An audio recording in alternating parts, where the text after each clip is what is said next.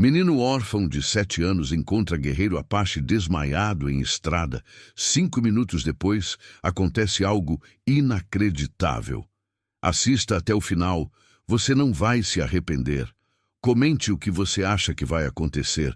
Sua opinião é muito importante.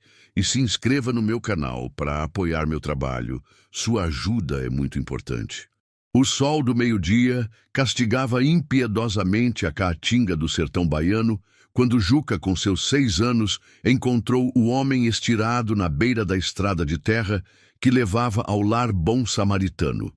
O garoto havia escapulido outra vez da instituição, um hábito semanal, sempre à procura de algo que nem ele mesmo conseguia nomear. Seus chinelos de dedo desfaziam nuvens de poeira avermelhada enquanto trilhava o caminho que serpenteava pela vegetação ressecada. O homem jazia desacordado, trajando uma camisa esfarrapada e calças desbotadas, mas o que mais chamou a atenção de Juca foram as feições fortes do rosto bronzeado e os cabelos longos e negros espalhados pelo chão. Sangue seco maculava sua testa e a respiração se mostrava fraca e irregular.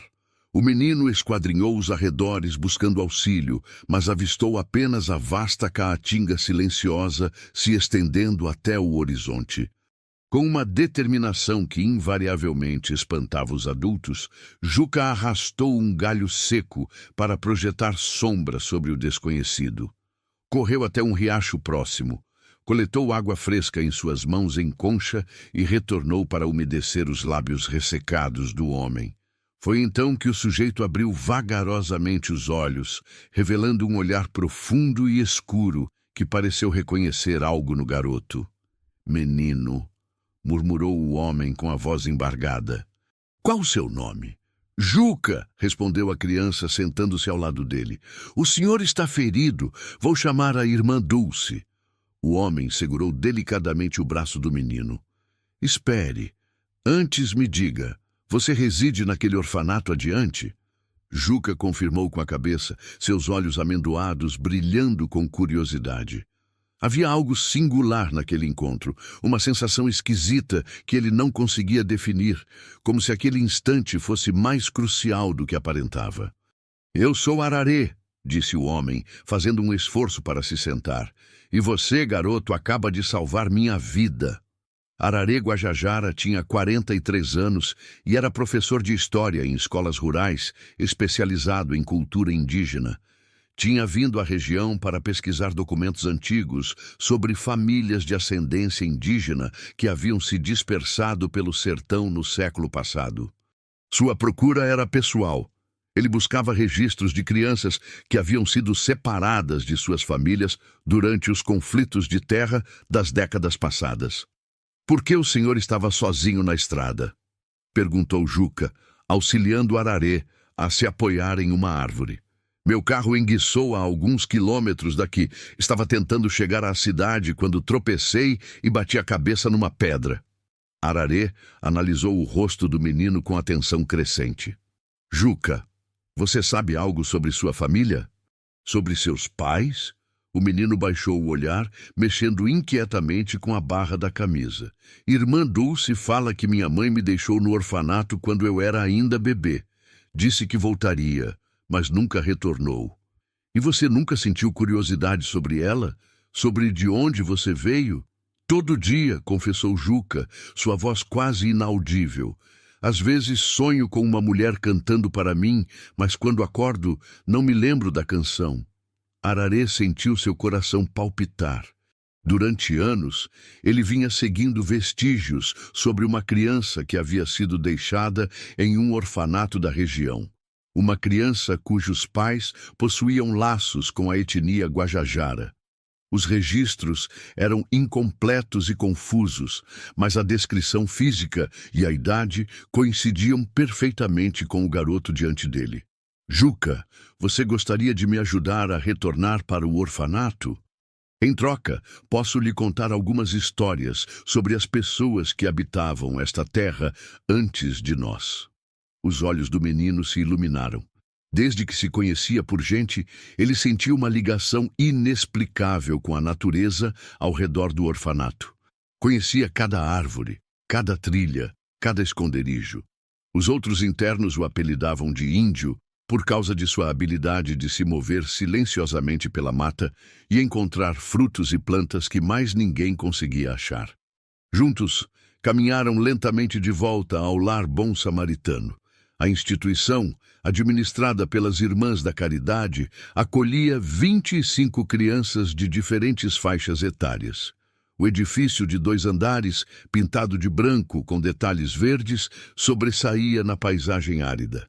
Um pequeno jardim cultivado pelas freiras oferecia o único toque verde visível por quilômetros. Irmã Dulce, uma mulher de 61 anos, com cabelos grisalhos, sempre presos em um coque firme, estava na varanda quando notou Juca chegando, acompanhado do desconhecido.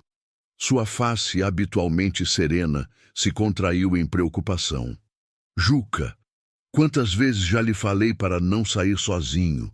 Desceu os degraus apressadamente, mas sua expressão se modificou ao perceber o estado do homem. Meu Deus, o que aconteceu? Irmã, este é o senhor Ararê. Ele estava machucado na estrada, explicou Juca, orgulhoso por ter ajudado. Ararê se apresentou cordialmente, detalhando sua situação. Irmã Dulce, a despeito de sua aparência austera, possuía um coração generoso e de pronto ofereceu hospitalidade. Limpou o ferimento de Ararê e insistiu para que ele ficasse para o jantar e pernoitasse, uma vez que seria perigoso viajar à noite pelas estradas rurais. Durante o jantar na singela sala de refeições do orfanato, Ararê observou discretamente Juca. O menino apresentava sinais característicos que ele havia aprendido a identificar. A postura ereta, a maneira como analisava tudo ao redor antes de proferir uma palavra, a forma respeitosa como se dirigia aos adultos. E o mais importante, havia uma serenidade natural na criança que contrastava com a agitação típica dos outros internos. Irmã Dulce, disse Ararê com cautela, posso perguntar sobre a chegada do Juca aqui? A religiosa trocou um olhar significativo com ele. Depois olhou para Juca, que fingia estar concentrado em sua refeição, mas obviamente prestava atenção a cada palavra. Foi há quase 6 anos, respondeu ela, pausadamente. Uma mulher jovem apareceu aqui durante uma tempestade terrível. Estava muito fraca, carregando Juca nos braços. Ele não devia ter mais do que alguns meses. Ela disse alguma coisa? Deixou algum nome? Irmã Dulce hesitou, suas mãos nervosas alisando o hábito. Apenas disse que o nome dele era Juca e que retornaria quando pudesse. Deixou isto. Ela se dirigiu a um armário antigo e retirou uma pequena bolsa de tecido. De dentro, retirou um colar simples, feito de sementes escuras e pequenas contas de madeira. Ararê sentiu como se o ar tivesse sido retirado de seus pulmões. Aquele colar era quase idêntico aos que as mulheres Guajajara faziam para seus filhos. Um amuleto de proteção que era transmitido de mãe para filho. As sementes eram de açaí, uma fruta sagrada para muitos povos da região. Eu posso dar uma olhada mais de perto? Perguntou, tentando manter a voz firme. Juca olhou ansiosamente enquanto Ararê examinava o colar. As contas de madeira tinham pequenos entalhes que, para olhos destreinados, pareceriam apenas decorativos. Mas Ararê reconheceu os símbolos. Representavam a família, a proteção e a jornada. Era inequivocamente um trabalho Guajajara tradicional. Este colar é muito especial, Juca, disse Ararê, devolvendo-o cuidadosamente para as mãos do menino. As pessoas que fazem colares como este acreditam que eles carregam histórias importantes, histórias sobre quem somos e de onde viemos. Então minha mãe sabia quem ela era? Indagou Juca, seus olhos brilhando de esperança e dor ao mesmo tempo. Eu acredito que sim, e talvez, se você quiser, eu possa ajudá-lo a descobrir mais sobre essa história. Naquela noite, Ararê se deitou no quarto de hóspede simples que Irmã Dulce havia preparado, mas não conseguiu adormecer. Durante anos, ele havia procurado por indícios sobre crianças Guajajara que haviam sido separadas de suas famílias. Sua própria busca era motivada por uma promessa que havia feito ao avô antes de falecer: encontrar e reunir os descendentes perdidos, preservar as conexões que haviam sido rompidas pela modernização forçada e pelos conflitos por terra. O caso de Juca parecia ser exatamente o que ele procurava, mas havia complicações. A criança havia crescido completamente fora de sua cultura original. Como explicar a um menino de 6 anos que ele podia ter origens que ele nem imaginava? E mais importante, como ter certeza sem gerar falsas expectativas? Na manhã seguinte, Ararê acordou com o som de vozes animadas no pátio. Pela janela, viu Juca brincando com outras crianças, mas havia algo diferente na forma como ele se movia. Suas brincadeiras sempre envolviam elementos da natureza: construir cabanas com galhos, imitar sons de animais, organizar pedras em padrões complexos. Durante o café da manhã, Irmã Dulce comentou algo que fez Ararê prestar ainda mais atenção. Juca sempre foi diferente das outras crianças, disse ela, servindo café fraco em canecas de alumínio. Ele possui uma conexão especial com os animais e plantas. No ano passado, quando tivemos aquela seca terrível, foi ele quem encontrou a nascente que salvou nossa horta. Como assim? Perguntou Ararê. Ele disse que ouvia a água correndo embaixo da terra. Cavamos onde ele indicou e encontramos água pura a apenas 2 metros de profundidade. Nosso poço principal havia secado por completo. Juca baixou a cabeça, envergonhado com a atenção. Eu não fiz nada de especial. Só prestei atenção aos sons. Mas Ararê sabia que aquela habilidade de encontrar água era uma tradição passada de geração em geração entre os povos do sertão. Não era magia, era conhecimento ancestral sobre como interpretar os sinais da natureza, algo que aparentemente havia sido transmitido a Juca de forma instintiva. Após o café, Ararê pediu para conversar em particular com Irmã Dulce. Acomodaram-se na pequena capela do orfanato, um ambiente silencioso e acolhedor, onde a luz filtrada pelas janelas simples criava uma atmosfera de serenidade. Irmã, preciso ser honesto com a senhora. Acredito que Juca pode ter origens indígenas. O colar, as habilidades que ele demonstra, até mesmo alguns de seus traços físicos, tudo indica uma possível descendência guajajara. Irmã Dulce suspirou profundamente. Eu sempre desconfiei de algo assim. A mãe dele tinha características que me faziam pensar em origem indígena, mas nunca quis investigar muito. Tinha medo do que poderia descobrir. Medo. Medo de que alguém viesse buscá-lo. Medo de perdê-lo. Suas palavras eram sinceras e dolorosas. Juca se tornou especial para mim. Ele tem um coração puro e uma sabedoria que não combina com sua idade. A ideia de que ele possa ter uma família em algum lugar me assusta e me alegra ao mesmo tempo. Ararê compreendeu o dilema da religiosa. Durante anos, ela havia cuidado de Juca como se fosse seu próprio filho. A possibilidade de descobrir suas origens significava também a possibilidade de mudanças drásticas na vida da criança. Irmã, eu não vim aqui para levar Juca embora. Vim para encontrar respostas. Se ele realmente tem origens guajajara, isso não significa que ele precisa abandonar a vida que conhece. Significa que ele pode conhecer uma parte de si mesmo que estava perdida. E se a família dele não quiser contato? E se eles o rejeitarem por ele ter crescido longe da cultura deles? Era uma preocupação válida. Ararê havia visto casos em que comunidades indígenas tinham dificuldade em aceitar membros que haviam crescido no mundo urbano. A integração nem sempre era simples ou bem-sucedida. Por isso precisamos ir com calma. Primeiro, preciso ter certeza sobre as origens dele.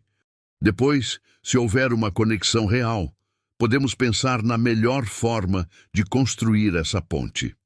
Irmã Dulce concordou, mas fez uma exigência.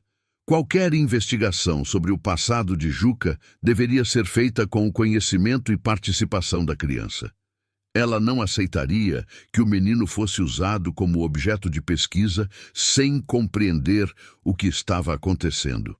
Naquela tarde, os três se sentaram sob a sombra de um flamboyant no pátio do orfanato. Ararê explicou para Juca, em palavras simples, sobre sua suspeita de que o menino podia ter família em uma comunidade indígena distante. "Isso significa que minha mãe era índia?" perguntou Juca, seus olhos arregalados de curiosidade e esperança. "Pode ser, mas primeiro precisamos descobrir mais coisas. Você gostaria de aprender sobre as tradições do povo Guajajara, sobre como eles vivem, suas histórias e costumes?" Juca assentiu vigorosamente. "Sim! Eu sempre quis saber porque me sinto tão diferente dos outros meninos." E assim, teve início uma jornada que transformaria para sempre a vida do pequeno Juca. Ararê decidiu prolongar sua estadia na região, utilizando suas férias escolares para investigar mais a fundo as origens do menino. Começou a ensinar Juca sobre a cultura guajajara, suas lendas, sua relação com a natureza, suas tradições orais. O menino absorvia cada informação como uma esponja.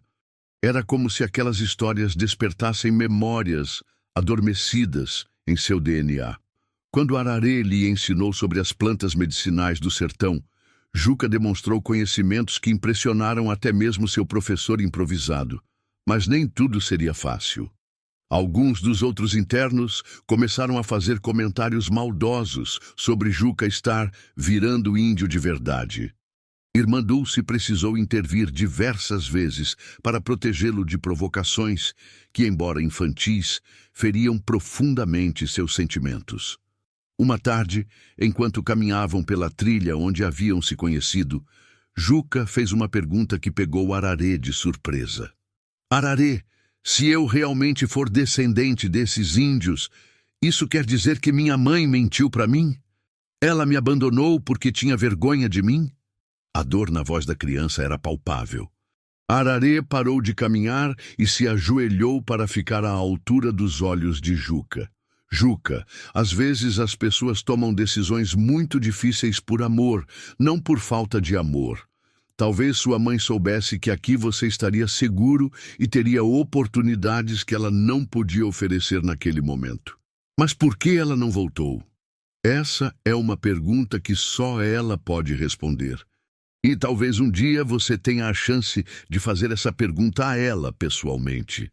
Juca concordou com a cabeça, mas Ararê podia ver que a incerteza sobre o abandono materno continuava sendo a ferida mais profunda do menino. Era um sofrimento que nenhuma descoberta sobre origens culturais poderia curar por completo.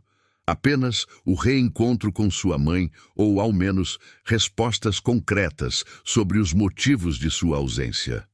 Naquela noite, sozinho em seu quarto, Juca segurou o colar de sementes contra o peito e fez uma promessa silenciosa. Ele iria descobrir a verdade sobre sua família. Não importava quanto tempo levasse ou o quanto doesse. Pela primeira vez em sua vida, ele tinha uma pista real sobre quem era, e não ia desistir até encontrar todas as respostas. Do lado de fora, o vento noturno do sertão balançava as árvores, criando sombras dançantes na parede de seu quarto. Era como se a própria natureza estivesse cochichando segredos que ele estava apenas começando a decifrar. 3 meses se passaram desde o encontro na estrada, e a vida no lar bom samaritano havia tomado um rumo totalmente novo. Ararê conseguiu uma transferência temporária para lecionar na escola rural mais próxima, possibilitando que visitasse Juca 2 vezes por semana. O que se iniciou como curiosidade havia se convertido em uma investigação meticulosa e, para o menino, em uma jornada dolorosa de autodescoberta. As tardes de quinta-feira se tornaram sagradas para Juca. Era quando Ararê chegava com sua velha caminhonete azul, levantando nuvens de poeira avermelhada, e os dois se sentavam sob o flamboyant para as aulas de história, como Irmã Dulce permitia que chamassem. Mas para Juca, aqueles encontros representavam muito mais do que educação. Eram sua única ligação com uma identidade que ele sentia pulsar em seu sangue, mas que não conseguia tocar por completo. Hoje vamos falar sobre os rituais de passagem, disse Ararê, abrindo um caderno repleto de anotações manuscritas. Entre os Guajajara, quando uma criança completava 6 anos, ela passava por uma cerimônia especial. Juca se inclinou para a frente, os olhos brilhando de interesse. Que tipo de cerimônia? Era chamada de a revelação dos dons. A criança aprendia a identificar plantas pelo aroma, animais pelo rastro, estações pela mudança das cores. Era o momento em que deixava de ser apenas uma criança e começava a se tornar um membro legítimo da comunidade. Eu já sei fazer algumas dessas coisas, murmurou Juca, brincando nervosamente com o colar de sementes que agora usava sempre. Ontem encontrei pitanga madura, só sentindo o cheiro da fruta. Ararê sorriu, mas havia um traço de preocupação em seus olhos. Durante aqueles meses de convívio, ele havia notado que Juca não apenas aprendia sobre a cultura guajajara, ele a absorvia com uma naturalidade que chegava a ser instintiva. Era como se cada história, cada tradição, encontrasse eco em memórias adormecidas. Mas essa descoberta trouxe consigo um fardo terrível. Quanto mais Juca se conectava com suas possíveis origens, mais ele se distanciava das outras crianças do orfanato. Os colegas, que antes apenas o provocavam chamando-o de índio, agora o evitavam por completo. Durante as refeições, Juca frequentemente comia sozinho, absorto em pensamentos sobre a mãe que ele mal recordava. Ararê, disse Juca numa tarde particularmente quente, você acha que minha mãe se arrependeu de me deixar aqui? A pergunta atingiu Ararê como um murro no estômago. Nos últimos meses, ele havia conduzido sua própria investigação paralela, visitando comunidades guajajara em 3 estados diferentes, mostrando uma foto de Juca e perguntando sobre mulheres que haviam desaparecido cerca de 6 anos antes. As respostas que obteve o deixaram em um dilema moral terrível. Por que você pergunta isso, Juca? Porque às vezes eu sonho com ela. Ela está chorando e dizendo que não tinha escolha. Mas quando acordo, não consigo lembrar por que ela não tinha escolha. Ararê respirou fundo. Havia chegado o momento de compartilhar ao menos parte do que descobrira. Juca, você se lembra de eu ter dito que estava pesquisando sobre famílias que foram separadas? O menino assentiu. Pois é, descobri que cerca de 7 anos atrás houve um grande conflito por terras na região onde vive o povo guajajara. Muitas famílias foram obrigadas a fugir de suas terras ancestrais. Algumas pessoas se perderam e nunca mais conseguiram se encontrar. Isso aconteceu com minha mãe? É possível. Se for verdade, talvez ela não tenha te abandonado por não te amar. Talvez ela tenha feito isso para te proteger de algo muito perigoso. Juca ficou em silêncio por um longo tempo, processando aquela informação. Quando finalmente falou, sua voz era apenas um sussurro. Então talvez ela esteja me procurando também? Talvez, respondeu Ararê, embora soubesse que a realidade era bem mais complicada. A verdade que Ararê não havia revelado era devastadora. Durante suas investigações, ele descobriu que uma jovem guajajara, chamada Yara, havia realmente desaparecido durante os conflitos fundiários. Ela estava grávida na época e foi vista pela última vez escapando com um grupo de refugiados que seguia para o sul. Mas as notícias sobre ela paravam abruptamente há 6 anos, precisamente na época em que Juca foi deixado no orfanato. O que mais atormentava Ararê era a constatação de que Yara não havia simplesmente desaparecido. Ela havia sido ferida durante a fuga e, segundo testemunhas, estava muito debilitada quando chegou à região do orfanato.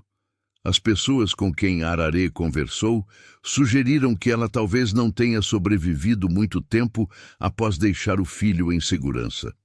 Irmã Dulce notou a mudança no comportamento de Juca. O menino, que antes era curioso e travesso, havia se tornado introspectivo e taciturno. Passava horas sentado sozinho, contemplando o horizonte do sertão, como se esperasse ver alguém surgir na distância. Ararê, preciso conversar com você, disse a religiosa uma tarde, após Juca ter ido para o quarto mais cedo que o habitual. Estou preocupada com ele. Sentaram-se na varanda do orfanato, observando o pôr do sol pintar o céu de tons vibrantes. O vento noturno trazia o aroma das flores da caatinga e o som distante dos grilos. Ele está sofrendo, prosseguiu Irmã Dulce. Antes de você chegar, Juca tinha uma tristeza discreta, mas ainda nutria esperança. Agora ele tem conhecimento, mas esse conhecimento parece estar ferindo mais do que ajudando. Ararê sabia que ela estava certa. Irmã, eu descobri algumas coisas sobre a possível mãe dele. Não são informações fáceis de digerir. Conte-me. Ararê relatou suas descobertas sobre Yara e os conflitos fundiários. Explicou sobre as suspeitas de que ela pode ter enfrentado dificuldades sérias após deixar Juca no orfanato. Irmã Dulce ouviu em silêncio, suas mãos entrelaçadas no colo, o rosto marcado pela preocupação. Você vai contar isso para ele? Perguntou ela por fim. Não sei como explicar para uma criança de 6 anos que sua mãe pode ter, que ela pode não estar mais viva. E se você estiver errado? E se ela estiver viva em algum lugar, também procurando por ele? Era exatamente esse dilema que mantinha Ararê acordado todas as noites. Ele havia prometido auxiliar Juca a encontrar suas origens, mas cada descoberta parecia trazer mais sofrimento do que consolo. Na semana seguinte, a situação se complicou ainda mais. Durante uma das aulas ao ar livre, alguns dos meninos mais velhos do orfanato se aproximaram de Juca e Ararê. Liderados por Tiago, um garoto de 13 anos, conhecido por seu temperamento explosivo, eles começaram a fazer perguntas provocativas. E aí, Juca? Disse Tiago com um sorriso debochado.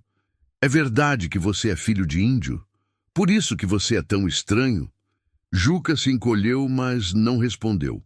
Ararê se levantou, pronto para intervir, mas o menino o segurou pela manga. Deixa, Ararê, eu sei me defender.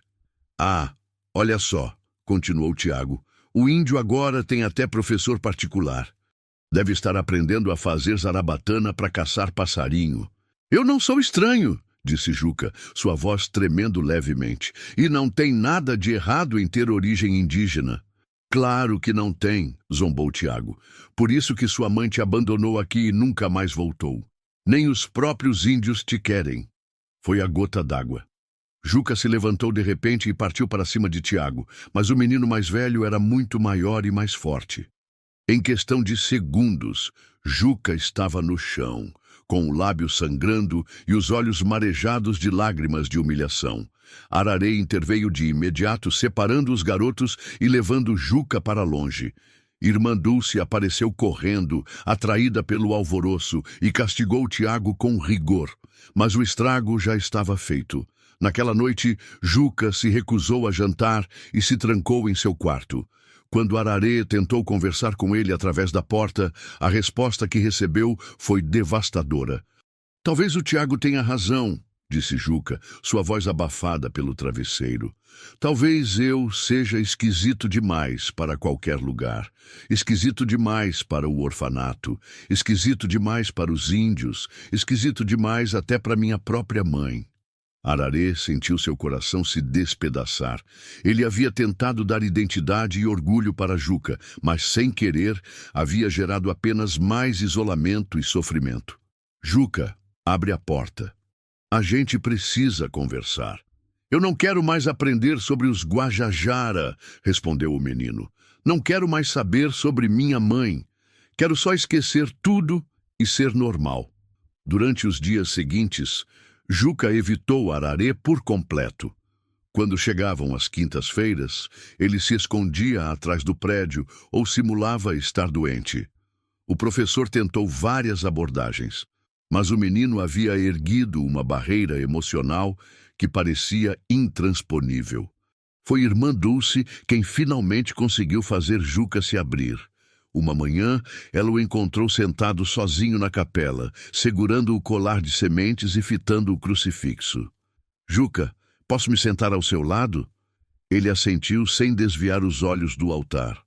Você sabe que eu te amo muito, não sabe? Dessa vez, ele a encarou, e ela percebeu que seus olhos estavam vermelhos de tanto chorar. Irmã Dulce, por que é tão difícil saber quem eu sou? Porque todo mundo tem família e eu não tenho ninguém. A religiosa sentiu um nó na garganta. Durante 6 anos, ela havia tentado ser todas as figuras familiares que Juca necessitava. Mãe, avó, irmã mais velha. Mas ela sabia que jamais conseguiria preencher completamente o vazio deixado pela ausência de sua família biológica. Juca, às vezes Deus nos impõe desafios muito difíceis. Não porque somos piores que as outras pessoas, mas porque somos fortes o suficiente para enfrentá-los. Eu não me sinto forte, eu me sinto sozinho. Você tem a mim, tem o Ararê, tem todas as crianças daqui, mesmo quando elas são maldosas. E você tem algo muito especial que a maioria das pessoas não tem. O quê? Você tem a capacidade de amar mesmo quando está sofrendo. Você tem a sabedoria de perdoar, mesmo quando é machucado. E você tem a coragem de buscar a verdade, mesmo quando ela dói. Juca ficou em silêncio, processando as palavras da religiosa. Irmã, você acha que minha mãe sofreu também? Quando me deixou aqui? Tenho certeza que sim. Nenhuma mãe abandona um filho porque quer. Ela deve ter sofrido muito para tomar essa decisão. Então, por que ela não voltou? Irmã Dulce respirou fundo. Era hora de ser mais honesta. Juca, às vezes as pessoas não conseguem voltar mesmo quando querem muito. Às vezes acontecem coisas que impedem isso. Que tipo de coisas? Doenças, acidentes, problemas muito grandes que elas não conseguem resolver. Juca olhou novamente para o crucifixo como se estivesse buscando respostas divinas. Você acha que ela morreu? A pergunta direta pegou Irmã Dulce de surpresa. Ela havia esperado evitar esse assunto por mais tempo. Eu não sei, meu filho. Mas mesmo que isso tenha acontecido, o amor que ela tinha por você não morreu. Esse amor está vivo em você, no colar que ela deixou, nas habilidades especiais que você tem. Juca se levantou repentinamente. Eu quero falar com o Ararê. Quero saber tudo o que ele descobriu, mesmo que seja ruim. Irmã Dulce assentiu. Vou chamá-lo, mas prometa que você vai me procurar se precisar de alguém para conversar depois. Está bem? Quando o Ararê chegou naquela tarde, encontrou um Juca transformado. O menino estava sentado embaixo do flamboyante, mas havia uma determinação em seus olhos que não existia antes. Ararê, eu quero saber a verdade sobre minha mãe, toda a verdade. Não importa se vai me fazer chorar. O professor se sentou ao lado dele, escolhendo cuidadosamente as palavras. Durante a hora seguinte, ele contou tudo o que havia descoberto sobre Iara, sobre os conflitos fundiários, sobre as últimas notícias que havia conseguido sobre ela. Juca ouviu tudo em silêncio, ocasionalmente enxugando as lágrimas que escorriam por seu rosto. Quando Ararê terminou, eles ficaram sentados em silêncio por vários minutos. Então ela pode estar morta, disse Juca finalmente, sua voz surpreendentemente serena. Pode ser, mas também pode estar viva em algum lugar procurando por você. E se ela estiver morta, eu nunca vou saber por que ela me deixou aqui. E se ela estiver viva, talvez ela não queira me ver porque eu mudei muito. Ararê não tinha resposta para esses medos. Eles eram válidos e aterrorizantes. Juca, o que você quer fazer com essas informações? O menino olhou para o horizonte, onde o sol começava a se pôr. Eu quero continuar aprendendo sobre os Guajajara, não porque talvez eu seja um deles, mas porque quero entender quem minha mãe era. E quero que você me ajude a procurar por ela, mesmo sabendo que podemos descobrir coisas que vão doer. Sim, porque não saber dói mais do que saber. Ararê sorriu pela primeira vez em semanas. Aquela criança de 6 anos estava demonstrando uma maturidade emocional que muitos adultos não possuíam. Então, vamos continuar nossa busca, mas desta vez vamos fazer isso juntos, como uma família. Uma família? Você, eu, irmã Dulce. Pode não ser uma família tradicional, mas é uma família que escolheu se amar e se proteger. Juca sorriu em meio às lágrimas. Você acha que minha mãe ficaria orgulhosa de mim? Tenho certeza que sim. Naquela noite, Juca dormiu mais tranquilo do que havia dormido em semanas, mas sua tranquilidade seria de curta duração. No dia seguinte, Ararê receberia uma ligação que mudaria completamente o rumo de suas investigações. Uma mulher que se identificou apenas como Graça disse ter informações cruciais sobre Yara. Ela concordou em se encontrar com Ararê no fim de semana, mas fez um pedido estranho. Ele deveria ir sozinho e não contar para ninguém sobre o encontro até saber o que ela tinha a dizer. Por quê? Perguntou Ararê. Porque o que eu tenho para contar sobre Yara pode destruir completamente as esperanças do menino. E uma vez que você souber, não vai conseguir esconder isso dele por muito tempo. A ligação foi encerrada, deixando Ararê com mais perguntas do que respostas. O que Graça sabia sobre Yara que era tão terrível assim? E mais importante, ele tinha o direito de descobrir a verdade, sabendo que isso poderia devastar Juca ainda mais?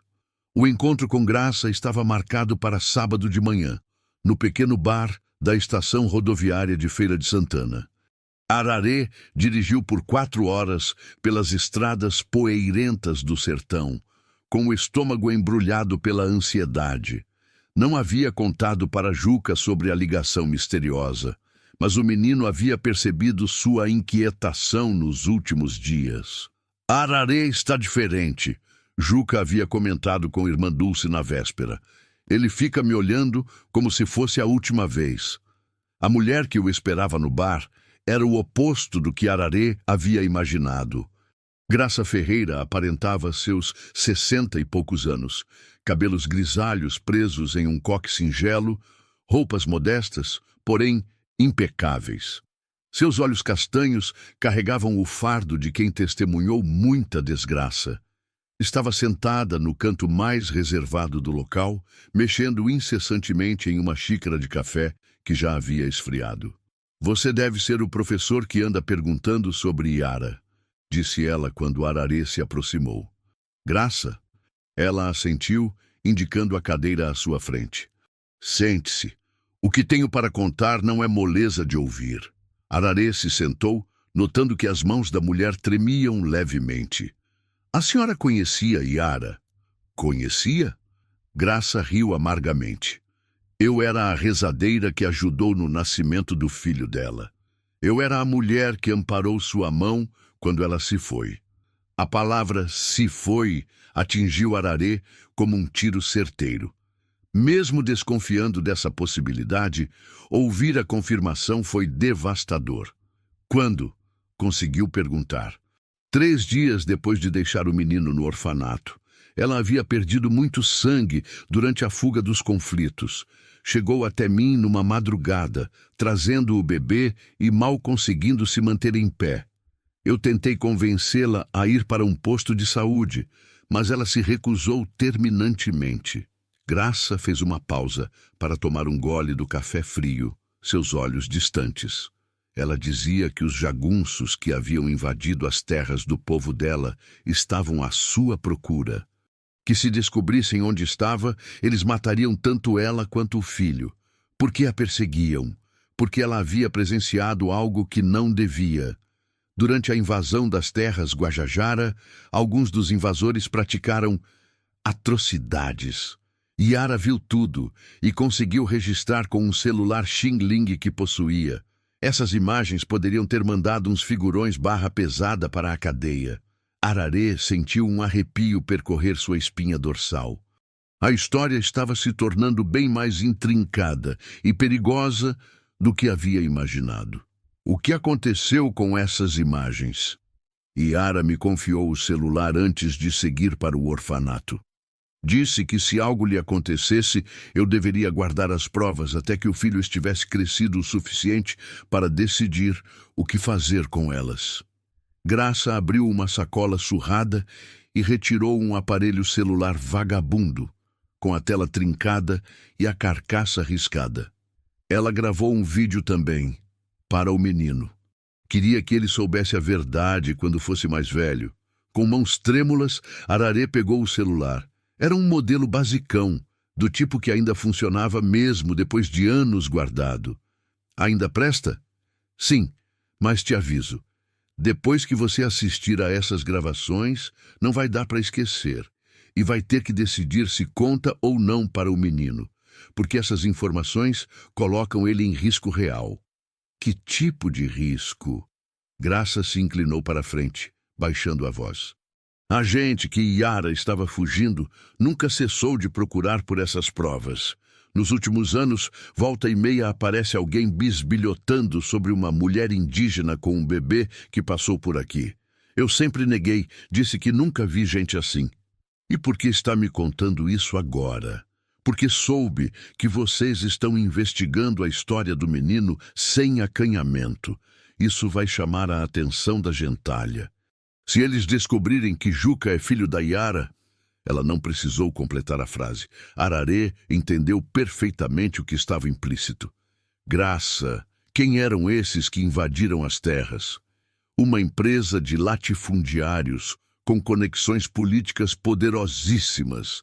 Eles cobiçavam a terra dos Guajajara para plantar soja, mas encontraram resistência. Então usaram métodos nada ortodoxos para conseguir o que queriam. E Yara documentou esses métodos. Documentou agressões, ameaças, incêndios criminosos de casas com famílias dentro. Coisas que poderiam ter resultado em condenações pesadas para os responsáveis. Ararê guardou o celular no bolso com o máximo de cuidado. Graça, preciso saber. Você tem certeza absoluta de que Yara se foi? Os olhos da mulher se inundaram de lágrimas. Eu mesma fechei os olhos dela. Ela se foi na minha cama, chamando pelo filho que havia deixado em segurança. As últimas palavras dela foram: proteja meu Juca. A viagem de volta para o orfanato foi a mais demorada da vida de Ararê. Ele parou diversas vezes na estrada, lutando contra a ânsia e tentando assimilar tudo o que havia descoberto. Quando finalmente chegou ao lar bom samaritano, o sol já estava se pondo. Juca estava aguardando na varanda, como fazia sempre que Ararê saía para suas investigações. Mas desta vez, em vez de correr ao encontro do professor, ele permaneceu estático, analisando sua expressão. Aconteceu alguma coisa ruim, disse o menino, não como pergunta, mas como afirmação. Ararê se ajoelhou em frente a Juca, procurando as palavras adequadas. Juca, precisamos conversar. Você, eu e Irmã Dulce, juntos. Eles se reuniram na pequena sala reservada onde Irmã Dulce costumava receber visitas. A religiosa percebeu imediatamente a gravidade da situação pela face abatida de Ararê. Descobriu o que aconteceu com sua mãe, disse Ararê, dirigindo-se diretamente a Juca. Mas antes de contar, quero que você saiba que ela te amava mais do que tudo nesse mundo. Juca se preparou para o pior, apertando o colar de sementes contra o peito. Sua mãe se foi 3 dias depois de te deixar aqui. Ela estava muito doente e ferida, mas conseguiu se certificar de que você estava em segurança antes de partir. O silêncio que se seguiu foi ensurdecedor. Juca não chorou de imediato. Em vez disso, ficou completamente imóvel, como se estivesse processando informações impossíveis de aceitar. Se foi como? Perguntou finalmente, sua voz estranhamente calma. Ararê explicou sobre os ferimentos de Yara, sobre sua fuga das terras invadidas, sobre como ela havia arriscado tudo para garantir que o filho estivesse protegido. Omitiu, por ora, os detalhes sobre as provas e o risco potencial. Então, ela não me abandonou porque não me queria, murmurou Juca. Nunca. Ela te deixou aqui porque era o único lugar onde sabia que você estaria a salvo. Foi então que as lágrimas jorraram. Juca chorou como nunca havia chorado antes. Lágrimas de alívio misturadas com dor, de amor descoberto, entrelaçado com perda confirmada. Irmã Dulce o acolheu em seus braços, e os três ficaram abraçados por um longo tempo. Nas semanas seguintes, Juca atravessou um processo de luto que foi ao mesmo tempo libertador e devastador. Saber que havia sido amado trouxe sossego para seu coração, mas saber que jamais conheceria sua mãe gerou uma dor diferente, mais profunda. Durante esse período, Ararê estudou incessantemente o celular de Yara. As fotos e vídeos registravam atrocidades que confirmavam tudo o que Graça havia revelado. Mas foi o vídeo pessoal que Yara havia gravado para Juca que quase o destruiu emocionalmente. Na gravação tremida, uma Yara visivelmente ferida e exausta segurava um bebê Juca nos braços. Sua voz era fraca, mas suas palavras eram claras. Meu filho querido, se você está assistindo a isso, significa que eu não pude voltar para te buscar como prometi. Quero que saiba que você é a dádiva mais valiosa que já me aconteceu.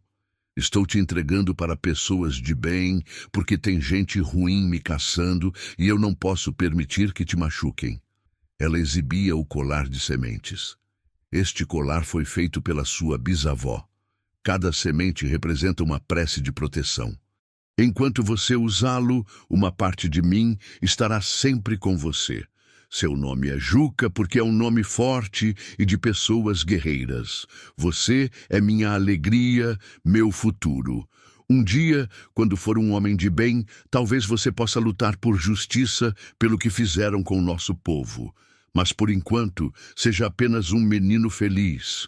Eu te amo mais que o brilho do sol. Ararê assistiu ao vídeo inúmeras vezes, tentando decidir se deveria mostrá-lo para Juca. A criança merecia conhecer as palavras da mãe, mas as implicações do que ela havia mencionado sobre lutar por justiça eram perigosas. A decisão foi tomada por Juca quando ele flagrou Ararê assistindo ao vídeo certa noite. O menino havia acordado com sede e desceu para a cozinha quando ouviu uma voz desconhecida vinda da sala. Reconheceu de pronto que era sua mãe, mesmo não tendo lembranças conscientes dela. É ela, murmurou Juca parando na porta. É minha mãe. Ararê desligou prontamente o celular, mas era tarde demais. Juca, você devia estar dormindo. Por favor, me deixa ver. É minha mãe falando comigo. A súplica na voz do menino era impossível de ignorar. Ararê o convidou a sentar ao seu lado e reproduziu o vídeo novamente. Juca assistiu em silêncio absoluto, os olhos fixos na tela. Quando terminou, ele pediu para ver de novo, e depois mais uma vez. Como se tentasse gravar cada palavra, cada expressão de Yara. Ela disse que tinha gente ruim atrás dela, disse Juca finalmente. Que tipo de gente ruim? Era a pergunta que Ararê havia receado. Juca, sua mãe viu uns sujeitos fazendo coisas muito erradas com as terras onde vocês moravam. Ela tinha provas dessas coisas ruins. Que tipo de provas? Ararê mostrou algumas das fotos menos chocantes, explicando sobre a invasão das terras Guajajara. Juca absorveu tudo com uma seriedade incomum para uma criança de 6 anos. Esses caras ainda estão soltos? Perguntou Juca. Sim. E ainda estão fazendo coisas erradas? Provavelmente. Juca ficou calado por um bom tempo, absorvendo essas informações. Quando tornou a falar, havia uma determinação em sua voz que não condizia com sua idade. Minha mãe disse que talvez um dia eu pudesse lutar por justiça. O que significa isso? Juca, você tem apenas 6 anos. Não precisa pensar nessas coisas agora. Mas eu preciso crescer sabendo por que minha mãe se foi. E sabendo que tem gente malvada que nunca pagou pelo que fez. Naquela noite, Juca não conseguiu pregar o olho. Ficou deitado na cama, segurando o colar de sementes e pensando nas palavras de sua mãe. Pela primeira vez em sua vida, ele tinha um propósito concreto. Quando crescesse, ele iria buscar justiça para Iara e para todo o povo guajajara que havia padecido. Mas Juca desconhecia que suas palavras ingênuas sobre justiça haviam sido ouvidas por Tiago, o menino mais velho que o havia humilhado semanas antes. Tiago havia escutado a conversa da porta da cozinha e, movido por inveja e rancor, decidiu usar essas informações contra Juca. No dia seguinte, durante o recreio, Tiago se aproximou de um grupo de visitantes que haviam ido fiscalizar o orfanato. Entre eles estava um homem engravatado que parecia deslocado naquele ambiente rural. "O senhor quer saber sobre o menino índio que mora aqui?" disse Tiago, baixando a voz de forma conspiratória. "Ele anda dizendo que vai fazer justiça, que uns caras fizeram coisas erradas. Acho que vocês deviam saber disso." O homem de terno demonstrou interesse imediato. "Que tipo de justiça?" "Não sei bem, mas ele tem umas fotos no celular. Fotos de coisas feias que aconteceram com os índios." O homem anotou algumas informações e se retirou apressadamente. Tiago se sentiu satisfeito por ter causado transtornos para Juca, sem imaginar que havia acabado de colocar a vida do garoto em perigo iminente. 3 dias depois, Ararê recebeu uma ligação ameaçadora de um número desconhecido. "Professor, sabemos que o senhor está guardando algo que nos pertence.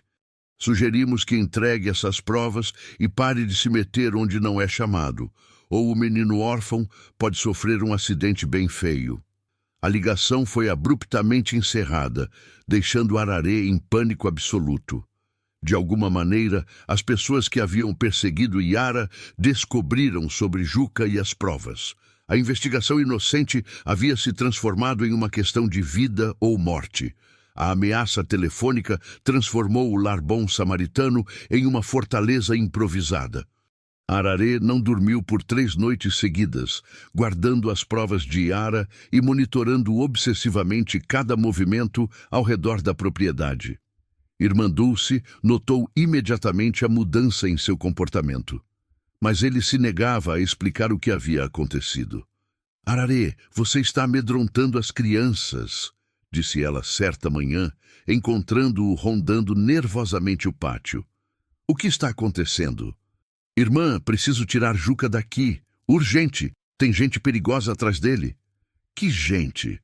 Do que você está falando?" Antes que Ararê pudesse responder, o ruído de carros se aproximando pela estrada de terra fez seu sangue gelar. 2 caminhonetes pretas levantavam nuvens de poeira avermelhada enquanto se dirigiam para o orfanato. Não eram veículos da região, eram carros urbanos, caros, totalmente fora de contexto naquele lugar afastado. "Entrem com as crianças. Agora!" ordenou Ararê, sua voz tensa. Irmã Dulce obedeceu instintivamente, reunindo rapidamente as 25 crianças na sala principal do orfanato. Juca percebeu o pavor nos adultos e se colocou instintivamente ao lado da religiosa, como se a protegesse. Os homens que saíram dos carros usavam roupas caras, porém práticas, calças jeans escuras, camisas polo, óculos de sol.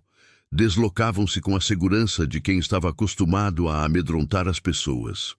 O líder do grupo, um sujeito alto e forte de aproximadamente 40 e poucos anos, se dirigiu diretamente à porta da frente.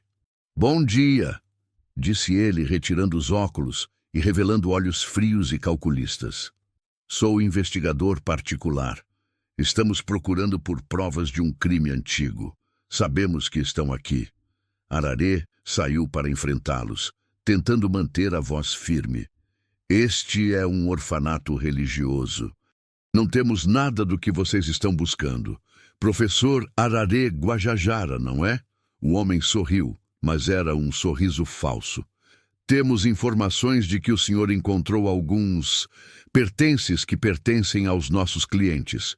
Estamos aqui para recuperá-los pacificamente. Não sei do que estão falando. Um celular com fotos e vídeos de uns anos atrás. Material que foi roubado de uma fazenda por uma invasora.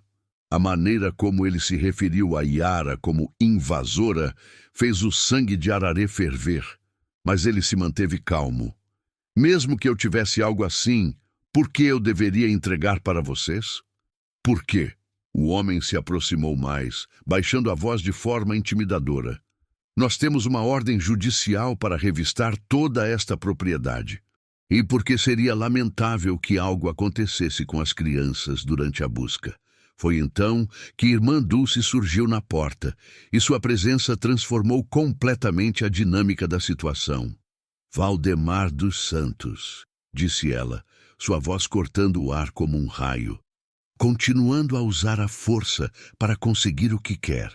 O homem pareceu ter visto um fantasma. Dulce? Dulce Guajajara? A revelação atingiu Ararê como um choque. Irmã Dulce era Guajajara. A mulher que havia criado Juca por 6 anos era da mesma etnia de sua mãe biológica. Sim, Valdemar. Dulce Guajajara. A mesma pessoa que você e seus mandantes tentaram silenciar faz 20 anos. A mesma pessoa que vocês tentaram amedrontar quando eu era mocinha e testemunhei as primeiras falcatruas da família Santos contra nosso povo. Valdemar recuou alguns passos, visivelmente abalado. Você não pode estar aqui. Você morreu na chacina de... Não morri. Me safei e passei os últimos 20 anos me preparando para este momento. Irmã Dulce entrou na casa e retornou carregando uma mala de metal antiga. Valdemar, você quer provas? Eu tenho provas que vão muito além do que Yara conseguiu registrar. Ela abriu a mala, revelando dezenas de fotografias, documentos, gravações em fitas cassete antigas e até mesmo alguns objetos pessoais.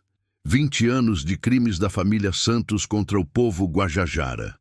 20 anos de documentação minuciosa que guardei esperando a hora certa. Vocês não podem provar nada, disse Valdemar, mas sua voz havia perdido toda a petulância anterior. Posso provar tudo. Tenho fotos do seu pai dando ordens para incendiar as casas em 1998. Tenho gravações das conversas entre vocês e os políticos corruptos que facilitaram as grilagens. Tenho documentos adulterados de posse de terra com a assinatura do seu irmão. Ararê observava a cena em completo estupor. Durante 6 anos, Irmã Dulce havia cuidado de Juca, sabendo exatamente quem ele era e de onde vinha. E o mais importante, continuou a religiosa, tenho testemunhas vivas dispostas a depor. Gente que vocês pensavam ter calado para sempre. Como se fosse uma senha combinada, outros carros começaram a chegar ao orfanato. Mas desta vez, eram veículos conhecidos, caminhonetes caindo aos pedaços, carros populares, uma van da prefeitura. Desceram deles cerca de 15 pessoas, a maioria com traços indígenas evidentes. Meus parentes, explicou Irmã Dulce para Valdemar, que estava ficando nitidamente pálido. Remanescentes das barbaridades que vocês cometeram. Pessoas que viveram escondidas por décadas, aguardando a hora de buscar justiça. Um dos recém-chegados, um senhor de idade com cabelos inteiramente brancos, se aproximou do grupo. Valdemar Santos, você se lembra de mim? Sou Iratau Guajajara. Você matou meu filho mais velho em 2003. Outro homem, mais jovem, se juntou a eles. E você se lembra de mim, Juremá Guajajara? Você mandou tocar fogo na minha casa com minha família dentro. Só escapamos porque conseguimos fugir pelos fundos.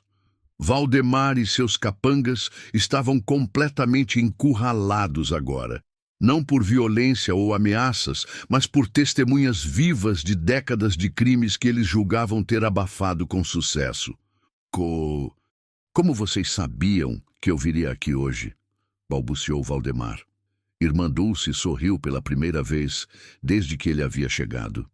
Porque foi tudo meticulosamente planejado, Valdemar. Cada passo da investigação do Ararê, cada descoberta sobre Yara, cada movimento que vocês fizeram nos últimos meses, tudo foi cuidadosamente arquitetado para trazê-los até aqui. A verdade mais chocante veio à tona rapidamente. Irmã Dulce explicou que após escapar das chacinas 20 anos antes, ela havia mudado de nome e se tornado religiosa para poder se proteger e, ao mesmo tempo, amparar outras vítimas. O Lar Bom Samaritano não era apenas uma instituição filantrópica, era um refúgio secreto para crianças indígenas órfãs dos conflitos de terra. Quando Yara chegou aqui com Juca, eu soube de imediato quem ela era. Ela era filha da minha prima, que havia sido assassinada 3 anos antes. Eu jurei a Yara que cuidaria de Juca e que, quando chegasse a hora, faríamos justiça por todas as atrocidades cometidas contra nossa família. Mas como vocês tinham certeza de que eles viriam atrás das provas? Indagou Ararê, ainda tentando processar todas as revelações. Porque eu espalhei a informação, revelou Irmã Dulce. Graça, a mulher que te encontrou no bar, trabalha conosco há anos. O menino Tiago, que ouviu a conversa sobre justiça, foi instruído por mim a contar exatamente o que contou para o investigador deles. Juca, que havia acompanhado toda a conversa com os olhos arregalados, finalmente encontrou sua voz. Irmã Dulce, você sempre soube quem eu era? A religiosa se ajoelhou em frente ao menino, segurando suas pequenas mãos. Sempre soube, meu filho, e sempre amei você não apenas como uma criança desamparada, mas como meu próprio sangue. Você é meu sobrinho neto, Juca. Somos família de verdade. As lágrimas que escorriam pelo rosto de Juca eram de puro alívio. Durante 6 anos, ele havia se sentido sozinho no mundo, e agora descobria que possuía uma família extensa, que sempre esteve ao seu lado, protegendo-o silenciosamente. E agora? Perguntou Valdemar, visivelmente derrotado. O que vocês querem? Justiça, respondeu Iratal simplesmente. Queremos que você e sua família paguem pelos crimes que cometeram. E queremos que as terras roubadas sejam devolvidas aos seus verdadeiros donos. Vocês não podem provar nada no tribunal. É só a palavra de vocês contra a nossa. Irmã Dulce sorriu novamente. Valdemar, durante os últimos 6 anos, enquanto você pensava que havia ganhado, nós estivemos trabalhando. Temos advogados, jornalistas, promotores públicos honestos. E temos algo que vocês nunca tiveram. A verdade. Ela fez um sinal e um dos carros que haviam chegado se abriu. Desceram dele 3 pessoas em trajes profissionais, 2 homens e uma mulher, todos carregando maletas e equipamentos de gravação. Este é o procurador federal Leandro Sampaio, especialista em crimes contra populações indígenas. Esta é a repórter investigativa Cláudia Mello, que há 2 anos documenta os desmandos da família Santos. E este é o advogado Ricardo Albuquerque, que vai representar todas as vítimas no processo criminal e civil que será instaurado contra vocês. Valdemar olhou ao redor, percebendo que estava totalmente cercado, não apenas fisicamente, mas judicialmente. Vocês planejaram isso por anos a fio, por décadas, corrigiu Irmã Dulce. Desde a primeira atrocidade que vocês cometeram contra nosso povo.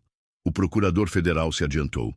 Valdemar Santos, o senhor está preso por formação de quadrilha, grilagem de terras, incêndio doloso, coação, esbulho possessório e homicídio qualificado.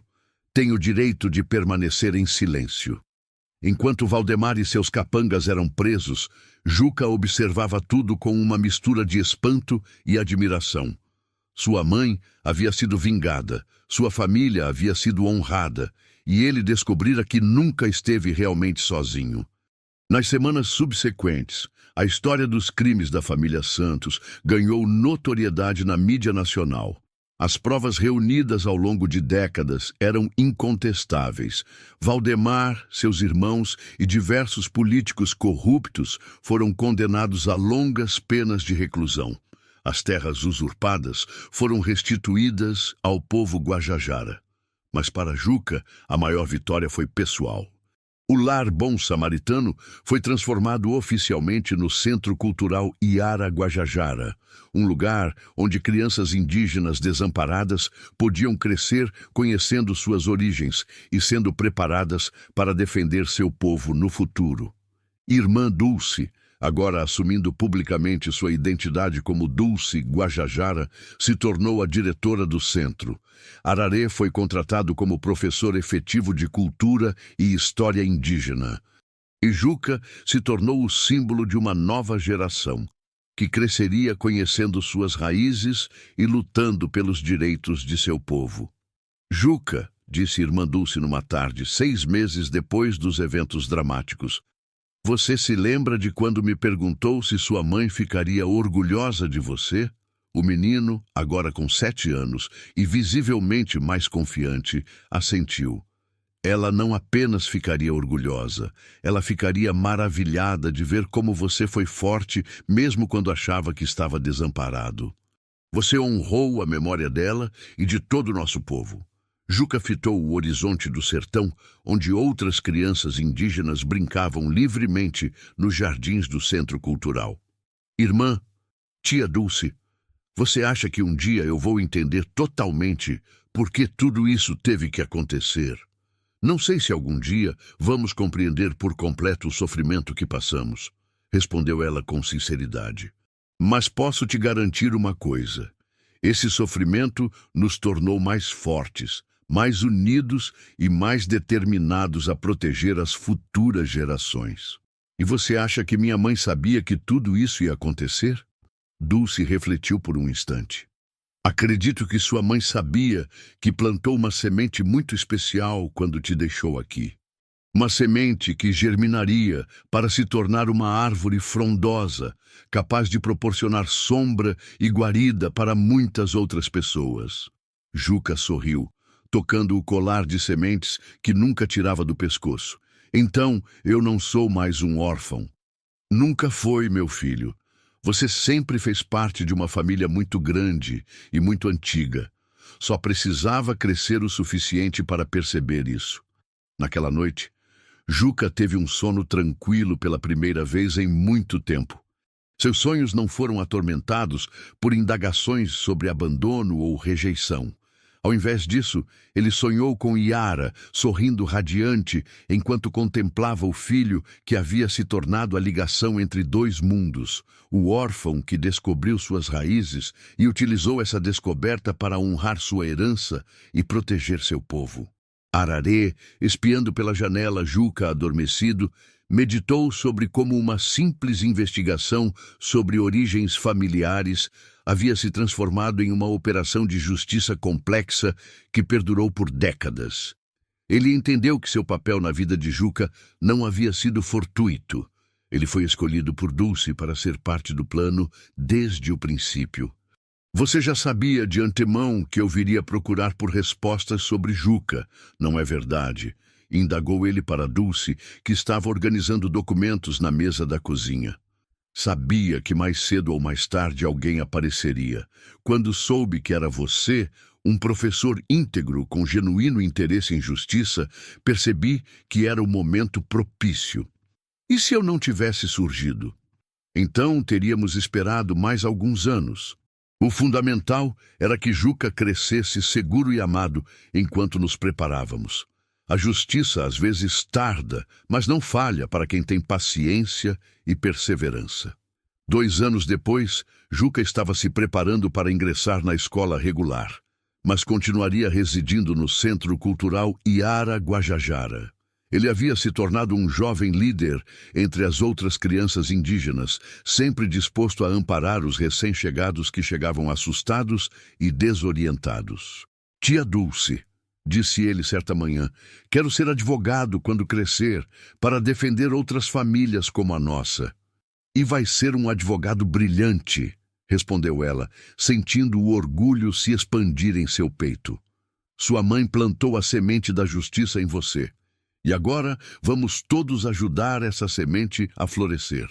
O Centro Cultural Yara Guajajara se tornou referência para outras instituições semelhantes pelo país. A história de Juca foi divulgada e serviu de inspiração para outras famílias indígenas que haviam sido separadas pelos conflitos de terra. Valdemar Santos e seus cúmplices cumpriram longas penas na prisão. As terras restituídas ao povo guajajara voltaram a ser férteis, mas desta vez respeitando os métodos tradicionais de cultivo sustentável. E Juca cresceu, sabendo exatamente quem era. Filho de Yara Guajajara, uma guerreira que tombou protegendo seu povo, protegido de Dulce Guajajara, uma sobrevivente que dedicou sua vida à justiça, e membro de uma comunidade que transformou décadas de sofrimento em força para construir um futuro melhor. Ao completar 10 anos, Juca fez uma promessa silenciosa diante do retrato de sua mãe, que agora adornava a sala principal do Centro Cultural. Ele prometeu que usaria toda a sua inteligência, determinação e amor para garantir que nenhuma outra criança indígena crescesse se sentindo órfã e perdida como ele havia se sentido.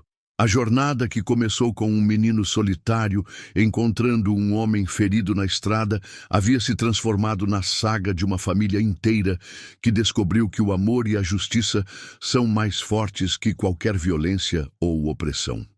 E assim, sob o céu vasto do sertão brasileiro, Juca Guajajara cresceu, compreendendo que às vezes o maior gesto de amor é semear esperanças que só brotarão muitos anos depois, nos corações das futuras gerações que terão a bravura de continuar lutando por um mundo mais justo.